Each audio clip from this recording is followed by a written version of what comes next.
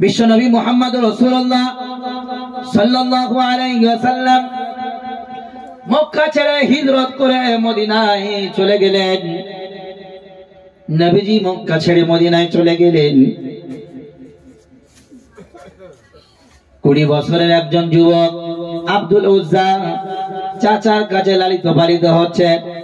চাচার বাড়িতে থাকে, চাচার কাছে খায়, চাচার ভেড়া বকরির পাল চড়ায়, চাচার বাড়িতে থাকে। 20 বছরের যুবক আব্দুল উজ্জা বলে, চাচা যান, মুহাম্মদ সাল্লাল্লাহু আলাইহি সাল্লাম সম্পর্কে আপনার কি ধারণা?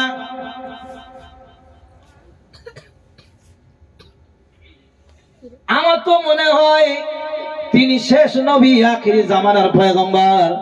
চাচা বলছে, আমারও তো তাই মনে হয়, শেষ জামানার নবী, আখিরি পয়গম্বর মুহাম্মদ সাল্লাল্লাহু আলাইহি সাল্লাম। চাচা কলেমা পড়বেন নাকি, মুসলমান হবেন নাকি? না, আমি মুসলমান হব না, কলেমা পড়ব না। আব্দুল উজ্জা বলে, চাচা যান, আমি আপনার ইন্তজার করছিলাম, যেহেতু আমি আপনার অধীনে আছি, আপনি কলেমা পড়ে নিলে আমিও কলিমা পড়ে নেব। আপনার ইন্তজার করছিলাম, যেহেতু আপনার অধীনে আছি, আপনার অধীনস্থ আমি আছি। কিন্তু আপনি যখন কলেমা পড়লেন না, চাচা যান, আপনি সাক্ষী থাকুন, আমি আপনাকে সাক্ষী রেখে আমি কলিমা পড়ে নিলাম, লা ইলাহা ইল্লাল্লাহু মুহাম্মাদুর রাসূলুল্লাহ সাল্লাল্লাহু আলাইহি ওয়াসাল্লাম। চাচা বলে, আব্দুল উজ্জা, তুমি কি জানো এই কলেমা পড়ার কারণে তোমার সাথে এখন কি হতে পারে? বললে, চাচা জান, আমি তো জানি না। বললে, শোনো আব্দুল উজ্জা, তুমি কলেমা পড়েছো, যার কারণে আমার কাছে আর থাকতে পারবে না। চাচা জান, আমি রাজি, আমি মঞ্জুর করে নিলাম, আপনার কাছে থাকবো না। আব্দুল উজ্জাকে বলছে, চাচা আব্দুল উজ্জা, শোনো, শুধু তো গেলে হবে না, আমার যে ভেড়ার পাল, বকরির পাল চড়াও, সেটা দিয়ে যেতে হবে। আপনাকে দিয়ে দিলাম। আমার টাকা পয়সা তোমার কাছে যা আছে দিয়ে দিতে হবে, দিয়ে দিলাম। আমার বাড়ি থাকতে পারবে না, দিয়ে দিলাম। চাচা যান, আমি এবার চলে যাই, আসি। না, আব্দুল উজ্জা যেতে পারবে না। কেন চাচা যান, যেতে পারবো না? আব্দুল উজ্জা রে, সব তো দিয়ে দিলি, কিন্তু তোমার পরনে যে পোশাক আছে, আমি চাচা তোমার কিনে দিয়েছি, ওই পোশাক আমি দিয়েছি। আব্দুল উজ্জা, সব যখন দিয়ে দিয়েছো, কলেমা পড়ে নিয়েছো, তোমার সাথে আমার আর কোনো সম্পর্ক থাকতে পারে না। আব্দুল উজ্জা রে, তোমার গায়ের লুঙ্গি জামা খুলে দিয়ে আমার কাছ থেকে বিদায় হা। আব্দুল উজ্জার চোখ ভরা পানি, মুখ ভরা ব্যথা নিয়ে মাথা খানা নিচু করিয়ে ভাবছে, আল্লাহ, কলেমা পড়ে নেওয়ার কারণে তুমি তো জানো কতটা ত্যাগ দিতে হচ্ছে। আমি রব্বুল আলামিন কলেমা পড়ার কারণে এটা বিসর্জন দিতে রাজি, কিন্তু কলেমা ছাড়তে রাজি না। মাথা নিচু করে চোখ ভরা পানি, বুক ভরা ব্যথা নিয়ে আব্দুল উজ্জা 20 বছরের যুবক লুঙ্গিটা খুলে দিলেন, জামাটা খুলে দিয়ে মাথা নিচু করে বলছে, চাচা যান, এবার আমি আসি। বললে, হ্যাঁ, সব চলে যাও। তুমি চলে গেলেন। মাথা নিচু করে হেঁটে হেঁটে বাড়ির কাছে গিয়ে আম্মা জান বলে চিৎকার মারি। ভিতর থেকে আব্দুল উজ্জার মা একবার আব্দুল উজ্জার দিকে দেখেছে। 20 বছরের যুবক, পা থেকে মাথা পর্যন্ত কাপড় নাই। একবার মা দেখে মাথাটা নিচু করে চোখ দুখানা অন্যদিকে ঘুরিয়ে বলছে, আব্দুল উজ্জা, তোমার এমন অবস্থা হলো কেন বাবা? আব্দুল উজ্জা বলছে, মা, আমি কলেমা পড়েছি, যার কারণে আমার চাচা সবকিছু নিয়ে নিয়েছে, পরনে জামা এবং লুঙ্গিটা সেটাও ছাড়ে না, নিয়ে নিয়েছে। আম্মা জান, আপনার কাছে এসেছি, ও আমার গর্ভধারিণী মা, প্রসবিনী মা, আপনার কাছে শুধু একটাই দাবি, কোন কাপড় থাকে তো আমাকে দেন। কিতাবে লেখা হলো, এমন একটা কাপড়, পুরাতন কাপড় আব্দুল উজ্জা কে দেয়া হলো, কোমরটুকু ঢাকা গেল, হাঁটুর নিচেই এলো না, হাঁটু খালি আছে, হাঁটু দেখা যাচ্ছে, কোমরটা উরুতটা ঢাকা হলো, হাঁটু দেখা যাচ্ছে, শুধু এতটুকু কাপড় পরে মাকে বললেন, মা আমি চলে যাব, যার কলেমা পড়েছি, যে নবীর কলেমা পড়ে নিয়েছি সেই নবীর দরবারে চলে যাব। মা পারমিশন দিলেন, আব্দুল ওজ্জা গুটি গুটি পায়ে মদিনায় পৌঁছে গেল। রাসূল মদিনায় রাসূলের সাথে দেখা হবে, রাসূলের কাছে যখন গিয়েছে বিশ্বনবী মুহাম্মদ রাসূলুল্লাহ বলছে, তুমি আমার কাছে কেন এসেছো? ইয়া রাসূলুল্লাহ, আমি ইসলাম গ্রহণ করেছি। এমন অবস্থা কেন? কলেমা পড়েছি বলে, ইসলাম গ্রহণ করেছি বলে আমার চাচা সব নিয়ে নিয়েছে, গায়ের জামাটা লুঙ্গিটা সেটাও নিয়ে নিয়েছে, আমার মায়ের কাছে পুরাতন ছেঁড়া কাপড়টুকু একটু নিয়ে কোমরটুকু ঢেকে আপনার কাছে এসেছি। ইয়া রাসূল, আপনার কাছে আশ্রয় নিতে এসেছি। নবীজি চোখ ভরা পানি, বুক ভরা ব্যথা নিয়ে আব্দুল উজ্জাকে বললেন, সাহাবীদেরকে ডেকে বললেন, সাহাবীরা আব্দুল উজ্জাকে তোমাদের কাছে দিয়ে দিলাম, সেবা করবে, খিদমত করবে, কোরআন শেখাবে, দ্বীন শেখাবে, আব্দুল উজ্জাকে দ্বীন শিক্ষা দেবে। নবীজি বললেন, আব্দুল উজ্জা ইসলাম গ্রহণ করার পর তোমার সাথে যে ব্যবহার করা হয়েছে, কলেমা পড়ার জন্য যে ত্যাগ তুমি দিয়েছো, উৎসর্গিত করতে হয়েছে, আমি নবী তোমাকে আজ থেকে তোমার নাম রাখলাম আবদুল্লাহ। কি নাম দিলেন? আব্দুল্লাহ। নবীজি সাহাবীদেরকে বললেন, সাহাবীরা আব্দুল্লাহকে নিয়ে যাও, সেবা যত্ন করো, আর এই আব্দুল্লাহকে কোরআন শেখাও। আসহাবে সুফার মধ্যে আব্দুল্লাহকে দিয়ে দিলেন, কোরআন শেখাও, ইসলাম সম্পর্কে শিক্ষা দাও, আব্দুল্লাহর সাথে ভালো ব্যবহার করো।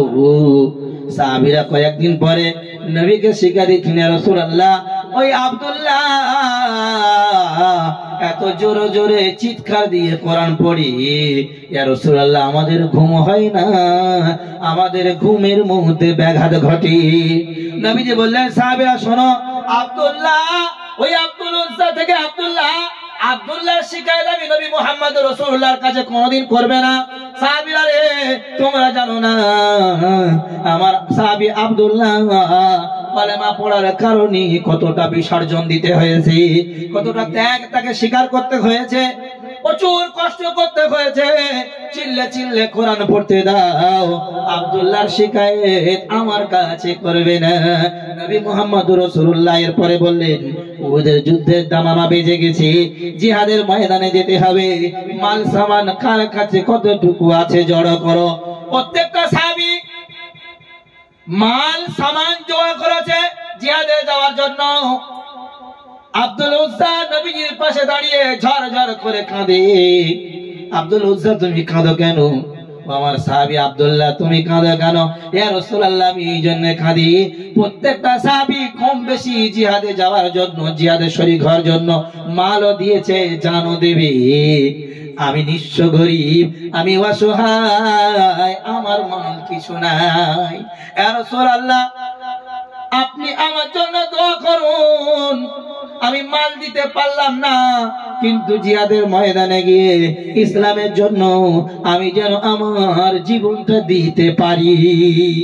বিশ্বনবী মুহাম্মদ রাসূলুল্লাহ দোয়া চাইলেন রব্বুল আলামিন, এই আব্দুল্লাহ রক্তকে আমি মুহাম্মদ রাসূলুল্লাহ কাফেরদের জন্য হারাম করে দিলাম।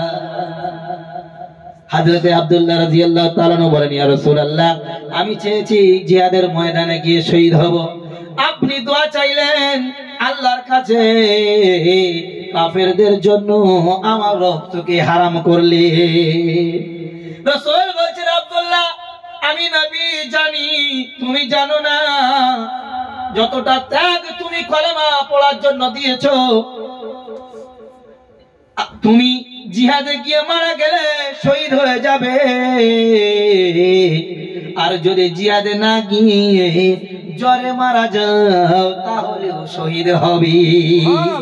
যেমন অবস্থায় মারা যাবে তুমি শহীদ হবে, আল্লাহ তোমাকে শহীদ মৃত্যুবরণ দেবে, আল্লাহ পাক তোমাকে জান্নাতের জন্য মনোনীত করবে।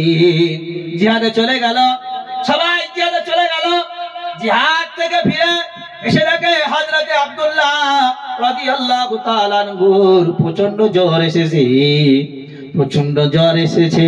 কয়েকদিন জ্বরের পর হযরত আব্দুল্লাহ রাদিয়াল্লাহু তাআলা আনহু জ্বর অবস্থায়, অসুস্থ অবস্থায় পৃথিবীর জমিন থেকে বিদায় হলো। ইন্না লিল্লাহি ওয়া ইন্না ইলাইহি রাজিউন। নবী মুহাম্মদ রাসূলুল্লাহর কাছে খবর গেল, ইয়া রাসূলুল্লাহ, ইয়া হাবিবাল্লাহ, হুজুর আপনার সাহাবী হযরত আব্দুল্লাহ জ্বর থাকা অবস্থায় ইন্তেকাল করেছে, ইন্তেকাল হয়ে গেছে। নবীজি বললেন, আমার সাহাবী হযরত আব্দুল্লাহর কাফনের ব্যবস্থা করো, কবর খোলার ব্যবস্থা করো, গোসলের ব্যবস্থা করো। গোসল দেয়া হয়ে গেল, জানাজা হয়ে গেল রাতের বেলা। এরপরে কবরে একজন নেমেছে, একজন কবরের কাছে হারিকে নিয়ে দাঁড়িয়ে আছে। হযরত আবু বকর, হযরত ওমর, উসমান সাহাবীরা ওই হযরত আব্দুল্লাহর লাশ কাঁধে করে গোরস্থানে নিয়ে আসছে। আর কবরে যে দাঁড়িয়ে আছে সে বলছে, লাশটাকে আস্তে আস্তে নিয়ে এসো, আরামের সাথে নিয়ে এসো, সুস্থ ভাবে নিয়ে এসো, তাড়াহুড়ো করবে না, মুহাব্বতের সাথে নিয়ে এসো। লাশ বহন করে কবরের কাছে গিয়ে দেখেন, কবর থেকে যে কবরে দাঁড়িয়ে আছে, কবর থেকে আওয়াজ যেটা দিচ্ছিল, তিনি অন্য কেউ নাই, তিনি হলেন আমার আপনার নবী, নবী মুহাম্মদুর রাসূলুল্লাহ। সুবহানাল্লাহ। হারিকেন নিয়ে যে দাঁড়িয়ে আছে তিনি আর কেউ নাই, তিনি হলেন নবীর সাহাবী হযরত বেলাল রাদিয়াল্লাহু তাআলা আনহু। লাশ যখন কাছে নিয়ে এসেছে, নবীজি কোলে করে নিয়ে হযরত আব্দুল্লাহকে কবরে শুইয়ে দিয়ে মাটি চাপা দিয়ে সাহাবীদেরকে বললেন, মাটি দাও। মাটি দিয়ে পরে এসে নবীজি বলছেন, আল্লাহ আজকের সন্ধ্যা পর্যন্ত আমি নবী মুহাম্মদ রাসূলুল্লাহ আব্দুল্লাহর প্রতি রাজি ছিলাম, আপনিও এই আব্দুল্লাহ আমার সাহাবী আব্দুল্লাহর প্রতি রাজি হয়ে যাও। নবীজি কবরে শুইয়ে রেখে এসে ওপরে এসে নবীজি বলছেন, আল্লাহ আজকের সন্ধ্যা পর্যন্ত আমি আব্দুল্লাহর প্রতি রাজি ছিলাম, তুমিও রাজি হয়ে যাও। আল্লাহ রাব্বুল আলামিনের হাবিবের এই কথা শুনে হযরত মাসউদ রাদিয়াল্লাহু তাআলা আনহু বলেন, কত না সৌভাগ্য হতাম যদি আব্দুল্লাহর জায়গায় আমি হতাম। ও কলিজার টুকরা, নবী বললেন, তুমি যদি জিহাদের ময়দানে গিয়ে ইন্তেকাল করো, শহীদ ইন্তেকাল হবে। আর যদি জ্বর অবস্থায় মারা যাও, তাহলে তুমি শহীদ মৃত্যুবরণ করবে। কেন? তুমি ইসলাম গ্রহণ করেছো, অনেক ত্যাগ স্বীকার করতে হয়েছে, আল্লাহ পাক তোমার উপরে রাজি আছে। আর কবরে শুইয়ে দিয়ে নবীজি এসে বলছে, আল্লাহ আমি আজকে সন্ধ্যা পর্যন্ত আব্দুল্লাহর উপরে রাজি ছিলাম, তুমি রাজি হয়ে যাও।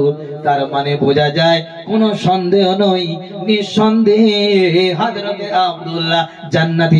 সুবহানাল্লাহ। কেমন কলেমা পড়েছে, যে কলেমা পড়ার কারণে অন্তরে হৃদয়ে জায়গা করে নিয়েছে। ঝড় আসুক, তুফান আসুক, সবকিছু ছিনিয়ে নেওয়া হোক, পরনের কাপড়টাও খুলে দেয়া হোক, কিন্তু কলেমা একবার পড়ে নিয়েছি, কলেমা কোনদিন ছাড়বো না। আর আমরা কলেমা পড়ে নিয়েছি, কলেমাকে মানি না। নবীজি বললেন, দেখেন ওই যে হাদিসটা, লা ইউমিনু আহাদুকুম হাত্তা আকুনা আহাব্বা ইলাইহি মিন ওয়ালিদিহি ওয়া ওয়ালাদিহি ওয়ান নাসি আজমাইন। ততক্ষণ পর্যন্ত তোমরা প্রকৃত মুমিন হতে পারবে না যতক্ষণ না পর্যন্ত তোমার বাপ মা, ভাই বোন, স্ত্রী, পুত্র, স্বজন, দুনিয়ার সমস্ত মাল দৌলত, এমনকি নিজের চেয়েও আমি নবীকে বেশি না ভালোবাসবি। তাহলে হযরত আব্দুল্লাহ সব কিছুর চেয়ে নবীকে বেশি ভালোবেসেছেন, হ্যাঁ না না ভালোবেসেছেন। আর একটা ভালোবাসার কথা বলি, তারপরে দোয়া করবেন ইনশাআল্লাহ। হযরতে হানজালা রাদিয়াল্লাহু তাআলা আনহু, নবীজির সাহাবী হযরতে হানজালা রাদিয়াল্লাহু তাআলা আনহু বিবাহ হয়েছে। নবীজি বললেন, হানজালা তোমার বিবাহ হয়ে গেছে হানজালা, আমার দরবার থেকে আজকের জন্য আমি নবী তোমাকে ছুটি দিলাম। বাসর ঘর করবে, স্ত্রীর কাছে থাকবে, মিল মোহাব্বতের কথা বলবে, স্ত্রীর কাছে থাকবে, বাসর রাত করবে, সোহাগ রাত করবে। আমার দরবার থেকে আমি নবী মুহাম্মদ রাসূলুল্লাহ আজকের ছুটি দিলাম। হযরতে হানজালা চলে গেল, বিবির কাছে থাকলেন, রাত কাটালেন। সকাল যখন হয়ে আসছে, হযরতে হানজালা রাদিয়াল্লাহু তাআলা নাপাক হয়ে গেছে, গোসল ফরজ হয়ে গেছে, গোসল করবে।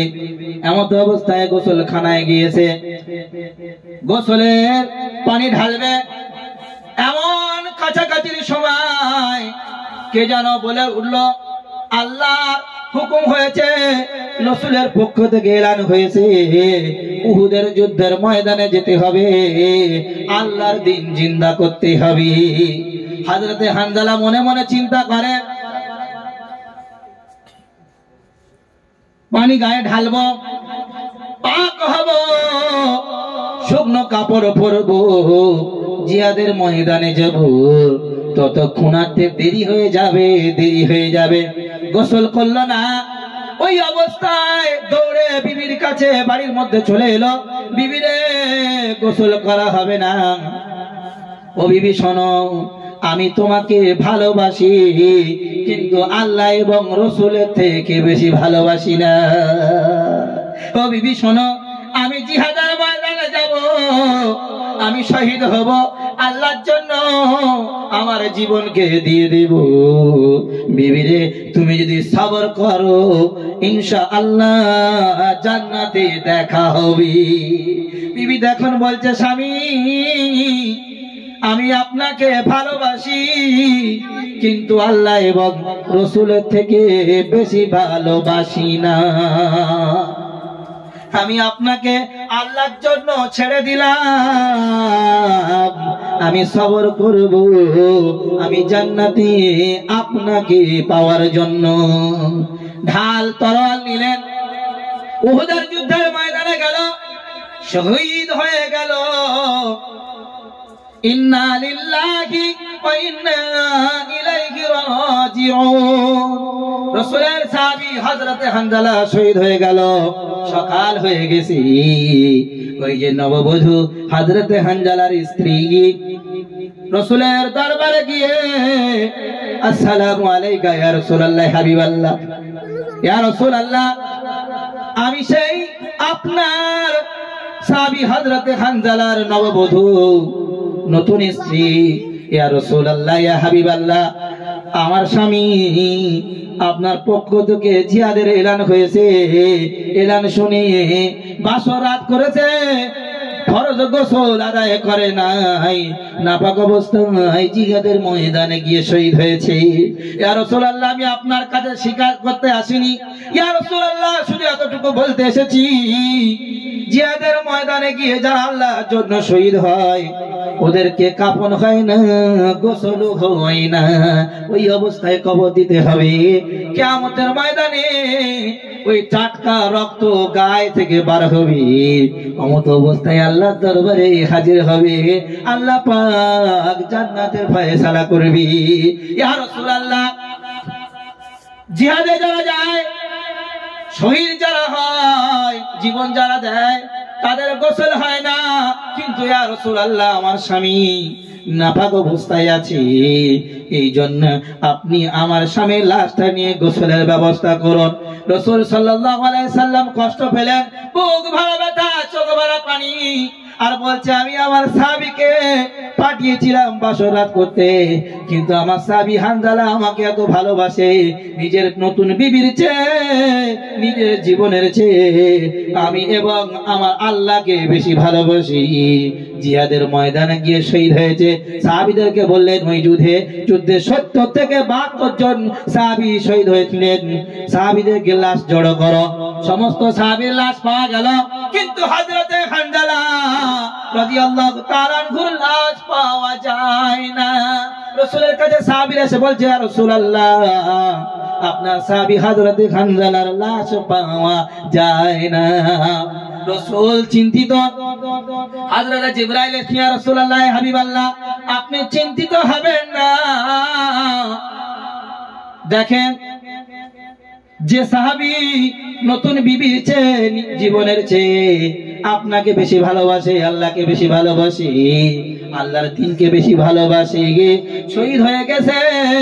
আমার আল্লাহ রব্বুল আলামিন তার লাশটা আকাশে তুলে নিয়েছে, ফেরেশতাদের হাত নিয়ে জান্নাতের পানি দিয়ে আমার আল্লাহ গোসলের ব্যবস্থা করেছে। হাবিব, তাকিয়ে দেখো, হানজালার চুল থেকে কাঁচা পানি টপকাচ্ছে, কাঁচা পানি টপকাচ্ছে, সুগন্ধিময় জান্নাতের পানি। আর ফেরেশতাদের হাতে আমার আল্লাহ গোসলের ব্যবস্থা করেছে। আল্লাহ রাব্বুল আলামিন বলেন, ফাযকুরুনি আযকুরুকুম ওয়াশকুরুলি ওয়ালা তাকফুরুন। তোমরা যদি আমি আল্লাহ আমাকে স্মরণ করো, আমি আল্লাহ তোমাদের স্মরণ করব। তোমরা যদি আমি আল্লাহ আমার হয়ে যাও, আমি আল্লাহ তোমাদের হয়ে যাব। তাই কবি বড় সুন্দর করে লিখেছেন, বলেছেন, কান্দিয়া ব্যাকুল রে হানজালা শহীদ হলো রে, কলিজা ছিঁড়েছে রে সেই জঙ্গে উহুদি, কলিজা ছিঁড়েছে রে সেই জঙ্গে উহুদি। নবীর এক সাহাবী ছিলেন হানজালা নামেতে, আর তিনি শহীদ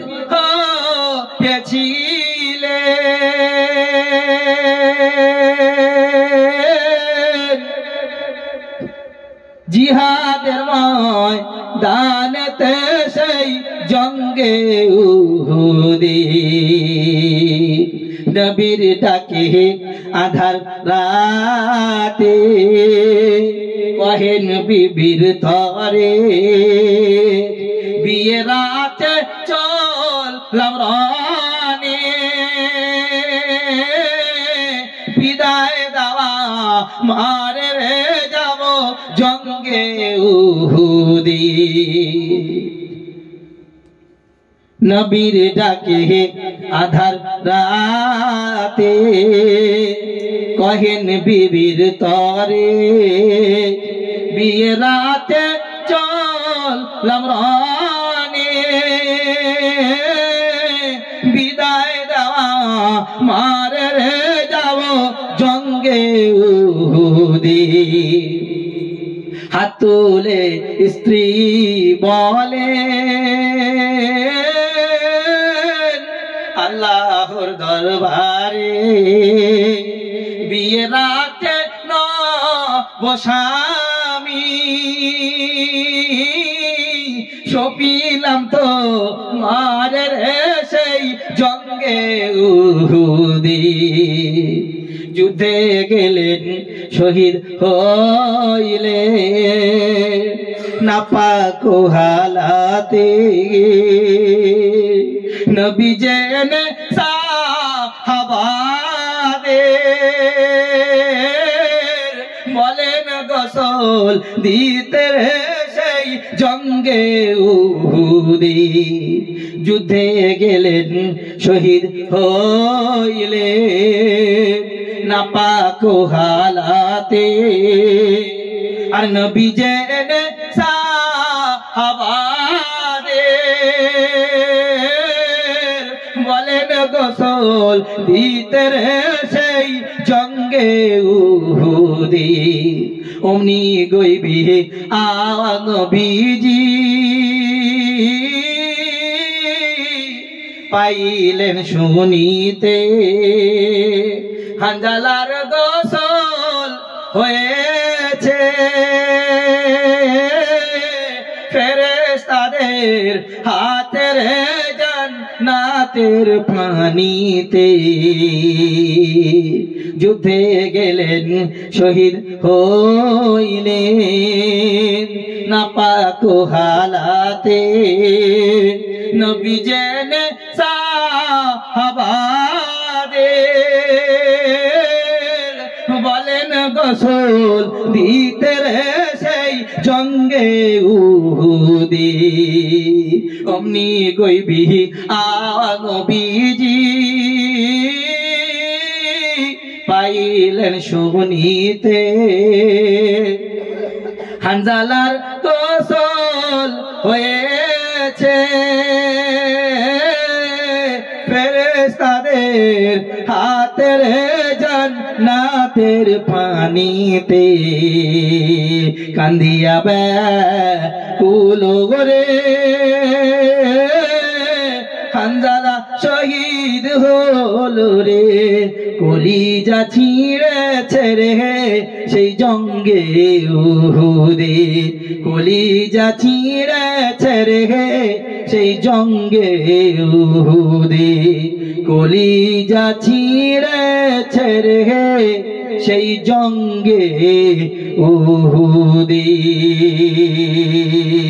আল্লাহ রাব্বুল আলামিন সেই জন্য বললেন ফাযকুরুনি আযকুরুকুম বান্দা যদি তোমরা আমি আল্লাহ আমার হয়ে যাও আমি আল্লাহ তোমাদের হয়ে যাব তোমরা আমি আল্লাহ আমাকে স্মরণ করো আমি আল্লাহ তোমাদের স্মরণ করব আর তোমরা আমি আল্লাহ যদি আমার হয়ে যাও আমি আল্লাহ তোদের হয়ে যাব যেমন সুবহানাল্লাহ যে আল্লাহ হয়ে যাবে আল্লাহ তার হয়ে যাবে